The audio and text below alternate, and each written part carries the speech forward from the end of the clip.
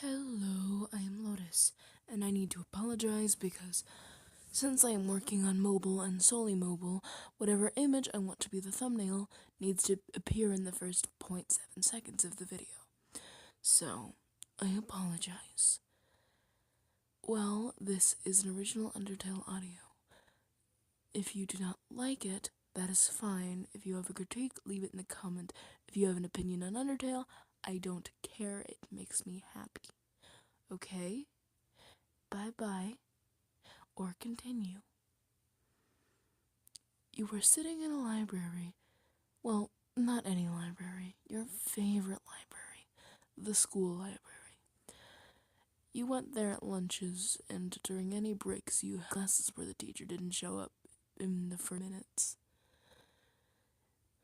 It was pure peace and harmony. That is, until you heard the sound.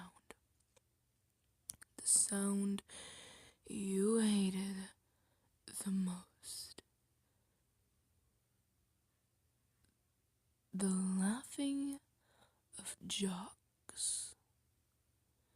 They were running down the hallway towards the library. This couldn't go well. The door thudded open, and you could see Goth, who was sitting next to you,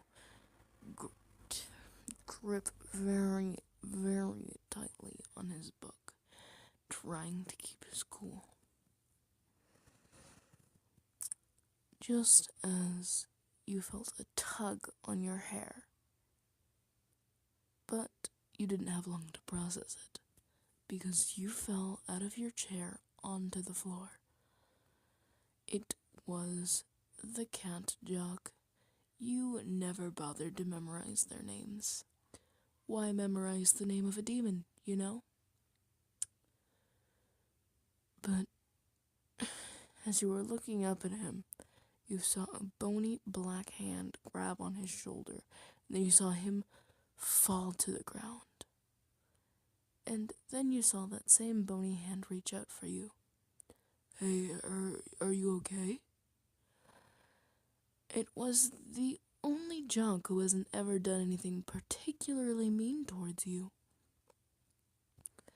You didn't have too much of a bond, but you had a mutual respect for each other.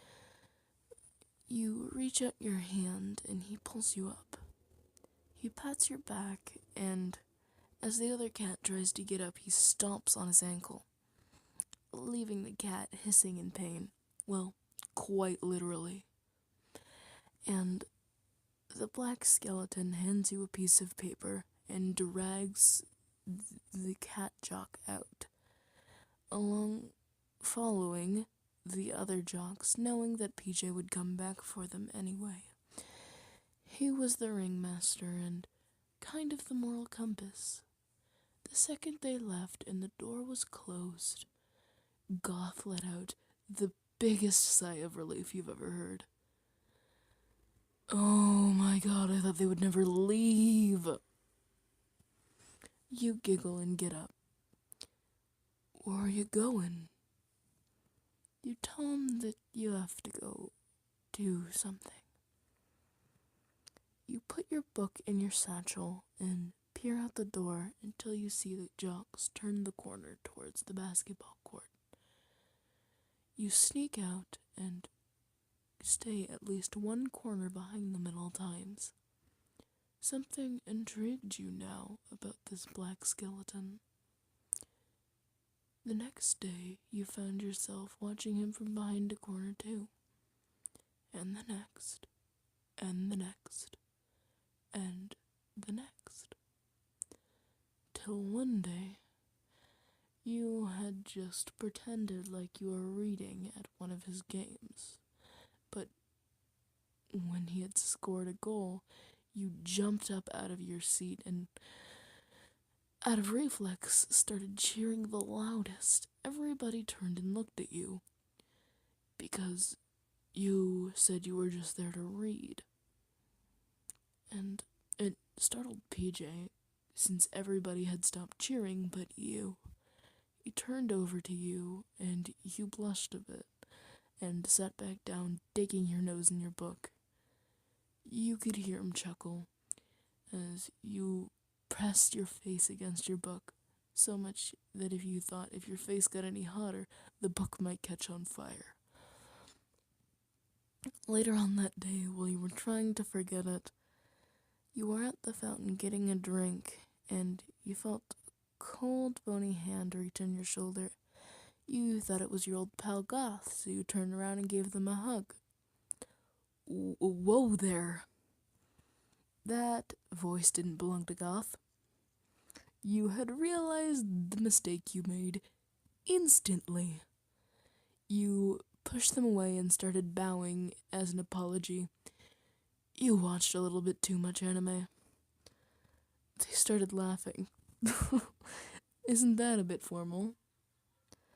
I mean, we are acquaintances. There's no need to bow. It's not like I'm a king.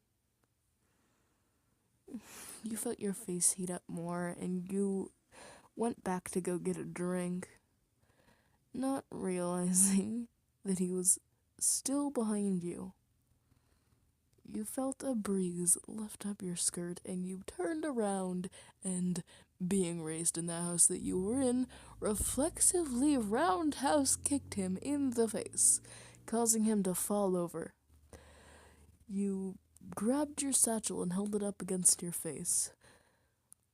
I can't believe I just did that.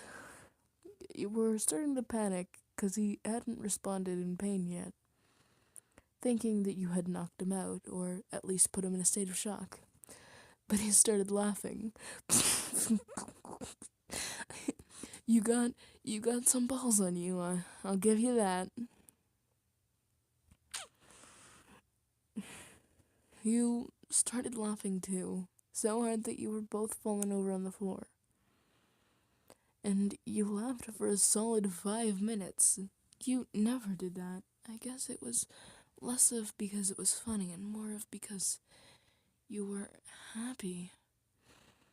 The skeleton hugged you very, very tightly before picking you up bridal style and carrying you to the basketball court.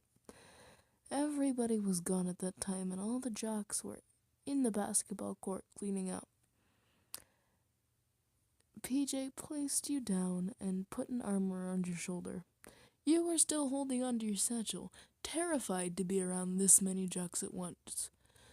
PJ wrapped his arm around you and said something that literally almost made you dust.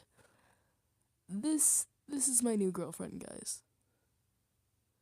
I take that back. You felt like you were dusting. Your body was frozen and your heart stopped. Everybody was silent but PJ. Come on, guys, don't look so chilled to the bone. That was garbage, I'm sorry. He immediately apologized for his pun. Because, I don't know, being in a school with this many papyruses makes you need to apologize unless you literally want to be chased down by a flock of angry spaghetti-loving skeletons. You started hyperventilating because of anxiety. PJ put another arm around you and said, "Hey, are you okay? I mean, I didn't mean to startle you or anything." You fainted. The next thing you know, you woke up on PJ's couch. How'd you know it was his couch? You may or may not have been stalking him on Monstergram. And he wasn't anywhere in sight. Should you sneak out and grab your satchel? Or should you go find him? Maybe you should just wait. You crossed your legs and sat on the couch all ladylike, waiting for him to come out. You waited, and waited, and waited. And then looked out the window and saw that it was probably nighttime. Yeah, Schnitzel. You got up and went to go grab your satchel when you heard